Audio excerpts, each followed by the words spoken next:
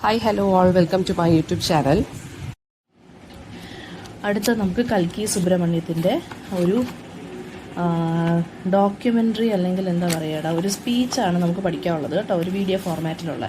അതിൻ്റെ സമ്മറിയാണ് നമ്മുടെ ടെക്സ്റ്റ് ബുക്കിനകത്ത് കൊടുത്തേക്കുന്നത്.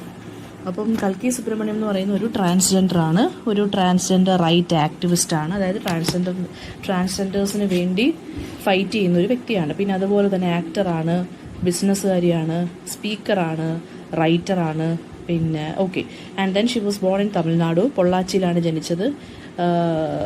പിന്നെ അവരൊരു എന്താ പറയുക ഒരു first Tamil magazine four transgenders ഇറക്കി. അതിൻ്റെ പേര് സഹോദരി. പിന്നെ ആ സഹോദരി എന്നുള്ള മാഗസിൻ അവസാനം അവരൊരു ഫൗണ്ടേഷനായിട്ട് ക്രിയേറ്റ് ചെയ്തു, ഒരു ഓർഗനൈസേഷനായിട്ട് ക്രിയേറ്റ് ചെയ്തു for the betterment of transgenders. അതിനെ സഹോദരി ഫൗണ്ടേഷൻ എന്ന് വിളിക്കുന്നു. ആ ഒരു ഓർഗനൈസേഷനെ അവർ 12 ഡോക്യുമെൻ്ററി ഫിലിംസ് ഇറക്കിയിട്ടുണ്ട് LGBT കമ്മ്യൂണിറ്റിക്ക് വേണ്ടി, ട്രാൻസ്ജെൻഡർ ഐഡൻറ്റിറ്റിക്ക് വേണ്ടി, അതായത് ട്രാൻസ്ജെൻഡർ ലോസ് ഒക്കെ ഇറക്കാൻ വേണ്ടി ഇവർ കൂടുതലും ഫൈറ്റ് ചെയ്തിട്ടുണ്ട്. പിന്നെ സഹോദരി ഫൗണ്ടേഷൻ എന്ന് പറയുന്നത് ട്രാൻസ്ജെൻഡർ പീപ്പിളിന് വേണ്ടി മാത്രമുള്ളൊരു ഓർഗനൈസേഷനാണ് കേട്ടോ. പിന്നീട് ഇവർ റെഡ് വാൾ പ്രോജക്റ്റ് എന്ന് പറഞ്ഞ് ഒരു കമ്മ്യൂണിറ്റി ആർട്ട് പ്രോജക്റ്റ് ക്രിയേറ്റ് ചെയ്തു.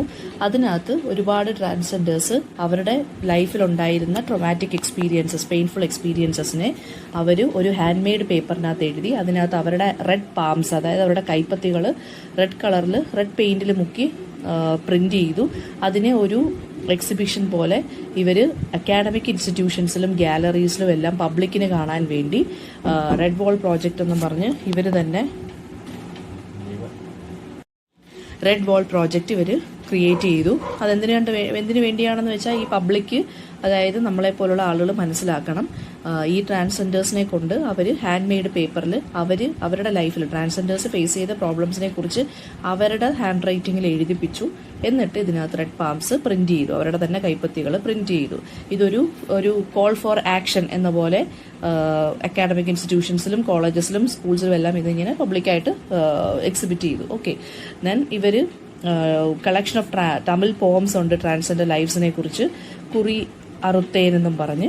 പിന്നീട് we are not the others എന്നും പറഞ്ഞ് ഇവർ കുറേ എസ്സൈസ് ഒക്കെ എന്താ പറയുക എസ്സൈസും മോണലോഗും പോംസും ഒക്കെ ഒരു കളക്ഷൻ ഓഫ് ഇംഗ്ലീഷ് പോംസും ഒക്കെ പുറത്തിറക്കി പബ്ലിഷ് ചെയ്തു. ഫേസ്ബുക്ക് 2014 12 ഇൻസ്പയറിംഗ് വിമൻ എന്നും പറഞ്ഞ് അതിലൊരാൾ കൽക്കി സുബ്രഹ്മണ്യത്തിനെ ചൂസ് ചെയ്തു. പിന്നെ ഹാർവേഡ് ബിസിനസ് സ്കൂളിൽ, അതായത് ഹാർവേഡ് യൂണിവേഴ്സിറ്റിയിൽ ഇവരെ ഇൻവൈറ്റ് ചെയ്തു. സെക്ഷൽ മൈനോറിറ്റീസിനെ കുറിച്ച്, അതായത് ട്രാൻസ്ജെൻഡേഴ്സിനെ കുറിച്ച്, LGBT ഇഷ്യൂസിനെ കുറിച്ചൊക്കെ സംസാരിക്കാൻ വേണ്ടി ഇവരെ ഇൻവൈറ്റ് ചെയ്തിട്ടുണ്ട്. So what is the synopsis of the video? ശരിക്കും പറഞ്ഞാൽ നമുക്ക് പഠിക്കാനുള്ള ഈ ഒരു breaking binaries, establishing identity. Breaking ബൈനറീസ് എന്ന് വെച്ചാൽ, ബൈനറി എന്ന് വെച്ചാൽ രണ്ട്, അതായത് ഫീമെയിലിനെയും മെയിൽ ജെൻഡറിനെയും ബ്രേക്ക് ചെയ്ത് പുതിയ ഒരു ജെൻഡറാണ് ട്രാൻസ്ജെൻഡർ എന്ന് പറയുന്നത്, ഒരു തേർഡ് ജെൻഡറാണ്. സോ ആ ഒരു ബൈനറീസിനെ എങ്ങനെ ബ്രേക്ക് ചെയ്തു, എങ്ങനെയാണ് ഐഡന്റിറ്റി എസ്റ്റാബ്ലിഷ് ചെയ്യുന്നത് ട്രാൻസ്ജെൻഡേഴ്സും, ഈ ഒരു ടോപ്പിക്കിനെ കുറിച്ച് അവർ ടെഡ് ടോക്സ് എന്നും പറഞ്ഞ് ഒരു പ്ലാറ്റ്ഫോം ഉണ്ട്. അത് ഈ സക്സസ്ഫുൾ ആയിട്ടുള്ള ആളുകൾ അവരുടെ ആ ഒരു സക്സസ്ഫുൾ ജേർണി, അവർ ഫേസ് ചെയ്ത പ്രോബ്ലംസിനെ കുറിച്ച് സംസാരിക്കുന്ന ഒരു പ്ലാറ്റ്ഫോമാണ്. അപ്പോൾ അതിനകത്ത് അവരുടെ ഒരു സ്പീച്ച്, ആ ഒരു സ്പീച്ചിൻ്റെ സിനോപ്സിസ് അല്ലെങ്കിൽ ആ ഒരു വീഡിയോയുടെ സിനോപ്സിസ് ആണ് നമുക്ക് പഠിക്കാനുള്ളത്. യൂട്യൂബിലൊക്കെ ഉണ്ട്, സ്പോട്ടിഫൈയിലൊക്കെ ഉണ്ടെന്ന് തോന്നുന്നു. യൂട്യൂബിലുണ്ടടാ, breaking binaries establishing identity by കൽക്കി സുബ്രഹ്മണ്യം, ടെഡ് ടോക്സ് എന്ന് അടിച്ചു കൊടുത്താൽ മതി. TED, TED talks, TALKS. So what is the synopsis of this video? കൽക്കി എന്ന് പറയുന്നത് ഒരു കൺഫ്യൂസ്ഡ് ആയിട്ടുള്ള ഒരു ടീനേജർ ആയിരുന്നു. അവരെന്താണ് പറയുന്നത്, ഓഡിയൻസിൻ്റെ അടുത്ത് അവർ സ്റ്റാർട്ട് ചെയ്യുന്നത് ഇങ്ങനെയാണ്. ഓഡിയൻസിൻ്റെ അടുത്ത് പറയുവാണ്, ഒരു പവറിനെ നിങ്ങളൊന്ന് വിഷ്വലൈസ് ചെയ്ത് പോയി നിങ്ങളുടെ മൈൻഡിൽ, അതായത് ഒരു സോഴ്സ് ഓഫ് പവർ അല്ലെങ്കിൽ ഒരു സോഴ്സ് ഓഫ് എനർജി, അതായത് ഓരോരുത്തരുടെ ഉള്ളിലും ഓരോ സോഴ്സ് ഓഫ് എനർജി ഉണ്ട്. അതെന്ന് പറയുന്നത് ജെൻഡർലെസ് ആണ്, അത് മെയിലെന്നും ഫീമെയിലെന്നും ഇല്ല, അതെല്ലാവർക്കും കോമൺ ആയിട്ടുള്ളൊരു കാര്യമാണ്. ആൻഡ് ഓൾസോ അത് മിസ്റ്റീരിയസുമാണ്. അപ്പോൾ ഈ ഒരു സോഴ്സ് ഓഫ് എനർജി എന്ന് പറയുന്നത് എന്താണ്, നമുക്ക് അറിയാവുന്നതും നമുക്ക് ചിലർക്ക് അറിയായിരിക്കും, ചിലർക്ക് അറിഞ്ഞുകൂടാതെ, ചിലർ റിയലൈസ് ചെയ്തിട്ടുണ്ടായിരിക്കും ഓരോരുത്തരിലും ഓരോ എനർജി ഉണ്ടെന്ന്. അപ്പോൾ ഈ ഒരു സോഴ്സ് ഓഫ് എനർജിയാണ് ശരിക്കും പറഞ്ഞാൽ നമ്മുടെ ലൈഫിൽ നമ്മുടെ ഫംഗ്ഷൻസും നമ്മളെ ജീവിക്കാൻ പ്രേരിപ്പിക്കുന്നതുമെല്ലാം. സോ പിന്നീട് അവർ സംസാരിക്കുന്ന അവരുടെ ചൈൽഡ്ഹുഡിനെ കുറിച്ചാണ്. അവർ സൗത്ത് ഇന്ത്യയിലാണ് ജനിച്ച് വളർന്ന കാര്യങ്ങളൊക്കെ പറയുന്നുണ്ട്. ഇവരൊരു പിന്നെ എന്താ പറയുക, തുടക്കത്തിലെ ഇവരെങ്ങനെയായിരുന്നു, ഒരു ജെൻഡർ നോൺ കൺഫേമിംഗ് പേഴ്സൺ ആയിരുന്നു. ഇവരൊരു കൺഫ്യൂസ്ഡ് ആയിരുന്നു ഇവരെ ജെൻഡറിനെ കുറിച്ച്. ഇവർ വളരെയധികം അഫ്രൈഡ് ആയിരുന്നു ടീനേജ് ഇയേഴ്സിൽ. അതായത് ഇവർ ഭയങ്കര കൺഫ്യൂസ്ഡ് ആയിരുന്നു, ഇവർ ആണാണോ പെണ്ണാണോ എന്നുള്ളൊരു കാര്യത്തിൽ. She felt suicidal. അതായത് ഇവരെ പോലുള്ള ആളുകൾക്ക് ഇവിടെ ഈ ഒരു സൊസൈറ്റിയിൽ സ്പേസ് ഇല്ല എന്നൊക്കെ വിചാരിച്ച് പേടിച്ച് ജീവിച്ചിരുന്ന ഒരു വ്യക്തിയാണ്.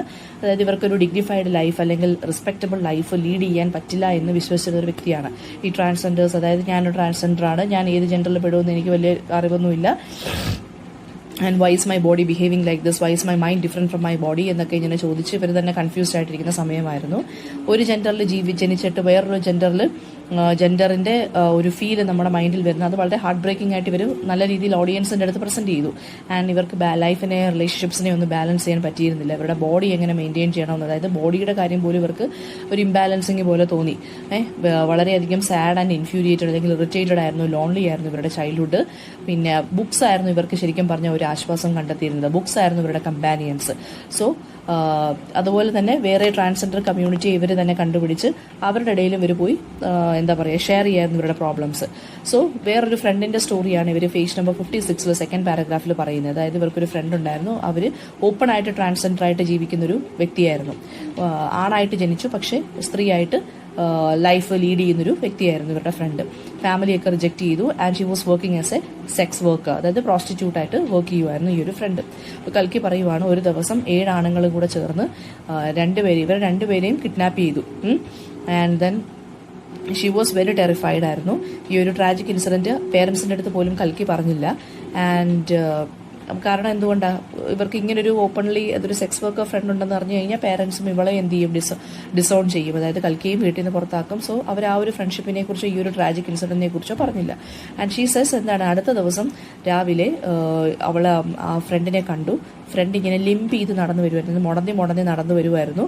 തുണിയെല്ലാം കീറിയിരുന്നു, ബോഡി വളരെയധികം വയലേറ്റഡ് ആയിട്ട്, അതായത് ചോരയൊക്കെ ഒലിപ്പിച്ച് ഇങ്ങനെ നിൽക്കുമായിരുന്നു. ഫ്രണ്ടിനെ ഈ 7 ആണുങ്ങളും കൂടി ആ തലേ ദിവസം രാത്രി റേപ്പ് ചെയ്തു. ആൻഡ് പോലീസിനടുത്ത് കംപ്ലൈൻറ്റ് കൊടുക്കാൻ പറഞ്ഞു. പക്ഷേ ഫ്രണ്ട് എന്താ പറഞ്ഞത്, ഇല്ല ഞാനൊരു സെക്സ് വർക്കറാണ്, സോ ഐ ഡിസേർവ് ഇറ്റ്, അതായത് എനിക്ക് ഇങ്ങനെയൊക്കെ വരുന്നതെന്ന് പറയുന്നത് നാച്ചുറൽ ആയിട്ടുള്ളൊരു കാര്യമാണെന്ന് ഫ്രണ്ട് പറഞ്ഞു.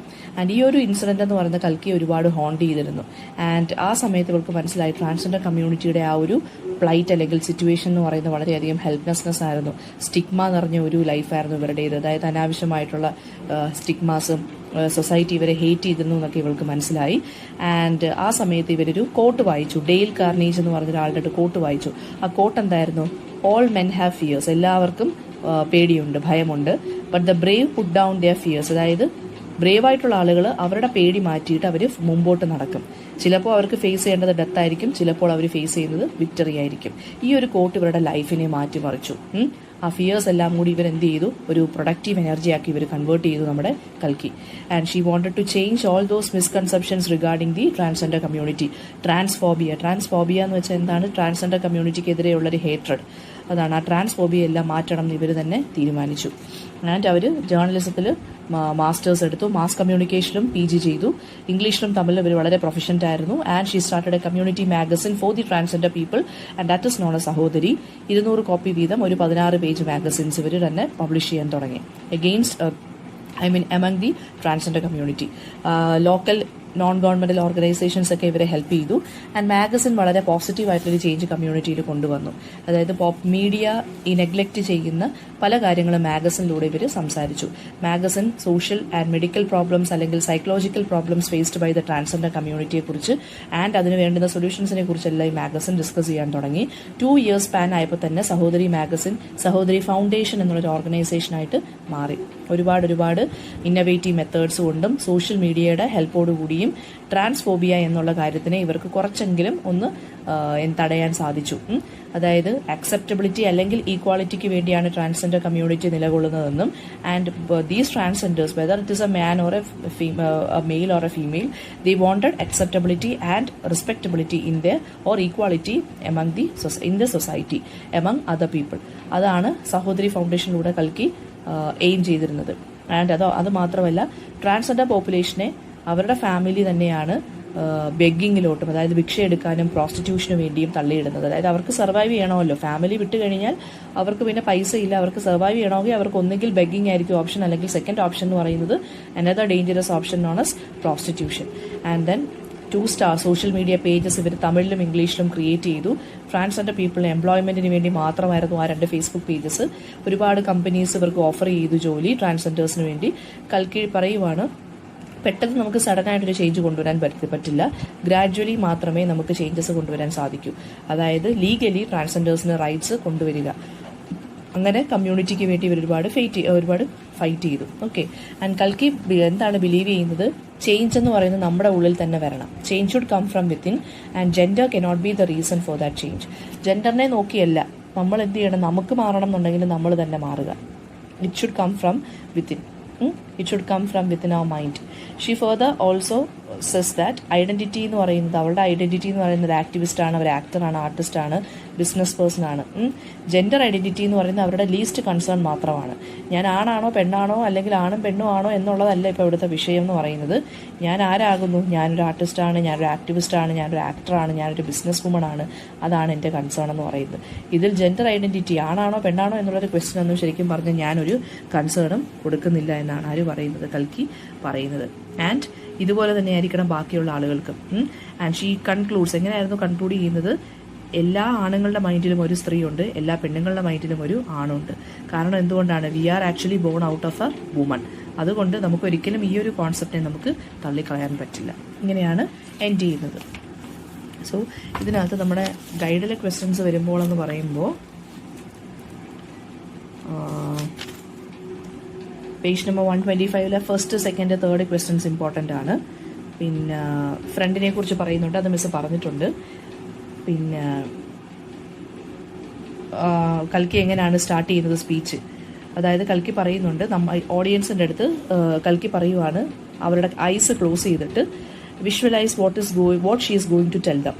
അപ്പോൾ അവൾ പറയുന്നത് ഒരു സുപ്രീം പവർ അല്ലെങ്കിൽ ഒരു സുപ്രീം എനർജി നമ്മൾ ഓരോരുത്തരിലും ഉണ്ട്. അത് നമുക്ക് അൺനോൺ ആണ്. പിന്നെ അത് നമ്മൾ വിശ്വസിക്കുന്ന പോലെ ഗോഡ് ആവാം, ഗോഡസ് ആവാം, അല്ലെങ്കിൽ ഒരു വലിയൊരു മെഗാ എനർജി ആവാം. ഈ ഒരു നമ്മുടെ സ്റ്റാർസും ഗാലക്സീസും പ്ലാനറ്റ്സും ഒക്കെ ക്രിയേറ്റ് ചെയ്ത, നിങ്ങളെയും എന്നെയൊക്കെ ക്രിയേറ്റ് ചെയ്ത ഒരു വലിയ എനർജിയെക്കുറിച്ച് ഇവിടെ സംസാരിക്കുന്നുണ്ട്.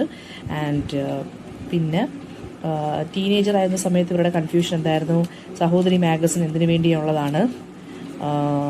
ഇന്നൊവേറ്റീവ് കോൺസെപ്റ്റ്സ്, സഹോദരി ഫൗണ്ടേഷൻ കൊണ്ടുവന്ന ഇന്നൊവേറ്റീവ് കോൺസെപ്റ്റ്സ് എന്തൊക്കെയാണ്? അതായത് ടെക്നോളജി വഴിയും ഇൻ്റർനെറ്റ് വഴിയും ട്രാൻസ്ജെൻഡേഴ്സിനെതിരെയുള്ള ട്രാൻസ്ഫോബിയൊക്കെ കളയാൻ വേണ്ടിയുള്ളതായിരുന്നു ഈ ഒരു മാഗസിൻ അല്ലെങ്കിൽ ഈ ഒരു ഫൗണ്ടേഷൻ എന്ന് പറയുന്നത്.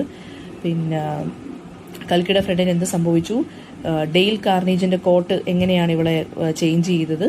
പിന്നെ സഹോദരി ഫൗണ്ടേഷൻ്റെ റോള് അത് പറയുന്നുണ്ട്. അത് പേജ് നമ്പർ 129 ക്വസ്റ്റ്യനകത്തുണ്ട്. ഓക്കെ, ഇത്രയെല്ലാം വെച്ചിട്ട് അങ്ങ് എഴുതിയാൽ മതിയടാ. എന്തെങ്കിലും ഡൗട്ട് ഉണ്ടെങ്കിൽ so ask in the comment section. Thank you.